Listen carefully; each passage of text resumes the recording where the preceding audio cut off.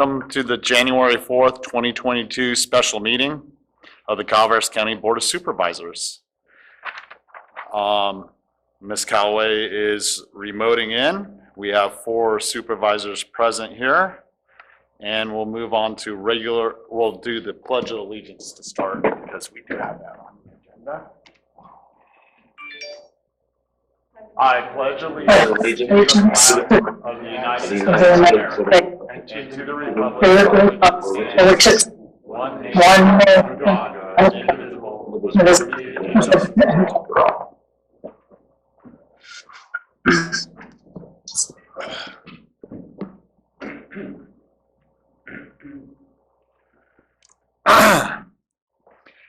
We have one item, regular agenda. Number 1, resolution, adopt a resolution ratifying the Director of Emergency Services proclamation of a local state of emergency for the winter storm damage from extreme weather events that began on or around December 23rd, 2021. Mr. Osborne. Good morning, Mr. Chair and board members. Thank you for this opportunity and for calling a special meeting.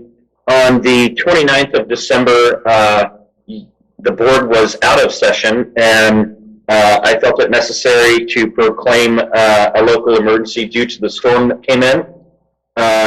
We have been in regular contact regarding the storm. Later that day, on the 29th or the 30th, Governor Newsom did declare 20 counties, including Calaveras.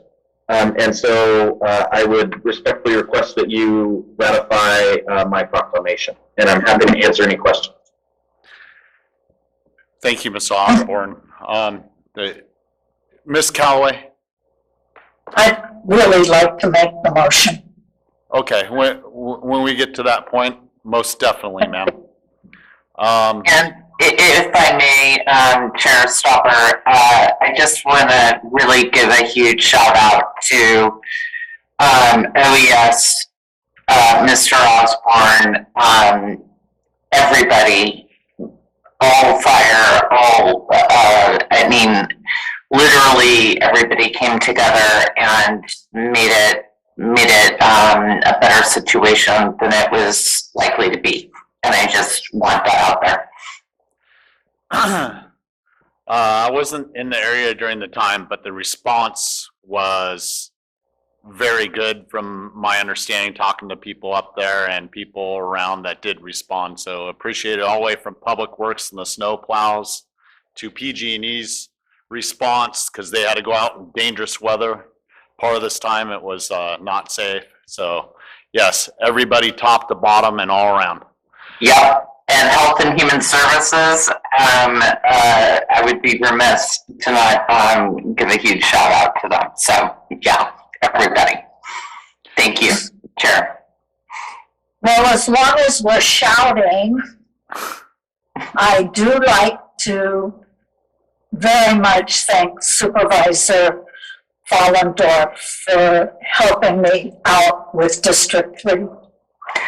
And indeed, Marita, I did get your email, and Amanda and I went together, and we had a ball. We literally had a ball. And Stacy and Robin were both there. There were kids. I mean, it was about literally the bee's knees. It was so cool. At the Warming Center. Yep. Independence Hall. And we went to the fire station, and then we went back, and what was supposed to be maybe a 2 or 3 hour trip was like 7 hours, and it was so cool. Who drove? I want to know who drove. John! Ladies, I'm going to reel you back in. Okay. Any public comment? Hi, this is Corey Allen, Health and Human Services. I do want to add just a huge thank you to the team, all the way from the leadership on down. Health and Human Services did respond, as you've heard, with those warming centers. We couldn't have done that work if it wasn't for the collaboration and the excellent communication. And of course, the work of Debbie Calcote and her work as our regional lead from the American Red Cross, who also opened the overnight shelter, not once, but twice. So huge thanks to the staff who opted to be tapped on the shoulder to become a disaster worker for this county. It's something that we continue to face, and I'm sure we'll continue to face moving in the future. So thanks again for the leadership. Further public comment. There is no further public comment. I'll bring it back to the board. Ms. Callaway? Before I go with our motion, I have a question for Mr. Osborne. Mr. Osborne, does this mean that we will then be eligible for possibly federal funds with the governor declaring the emergency for the 20 counties in California? So what I read in Governor Newsom's declaration is that we will have access to CDAA, which is California Disaster Assistance Act funds. What that looks like is still literally being meted out, as there are numerous counties still deep in the fight of unburying from the snowstorm. And as the damage unfolds across the 20 counties, the funding and the various types of assistance will be addressed as those needs come up. The next step for FEMA or federal funding would be that the governor would request a proclamation from President Biden. And I know that Nevada was impacted heavily, as was California, Oregon, and Washington. So that may be a possibility on the horizon. But your counterparts in Sacramento will make state funding available to us for our recovery, which is a very positive thing. And then, so does that answer your question? And then I failed to address the fact that you could probably want a morning update, which I'm also happy to get. Thank you. The morning update, according to the PG&E website, we have 283 customers still without power, 1 in Angels, 22 in Arnold, 1 in Forest Meadows, 11 in Glencoe, 11 in Railroad Flat, 235 in West Point, and 2 in Wilseyville. In our conversations yesterday, we did have the shelter open, and the folks that had been there were able to make arrangements with some friends and family, so they left the shelter. So we did stand the shelter down into a standby status yesterday afternoon with staffing on standby should we need to shelter some folks over last night. I haven't checked in with Debbie yet this morning. I have heard from those numbers from PG&E.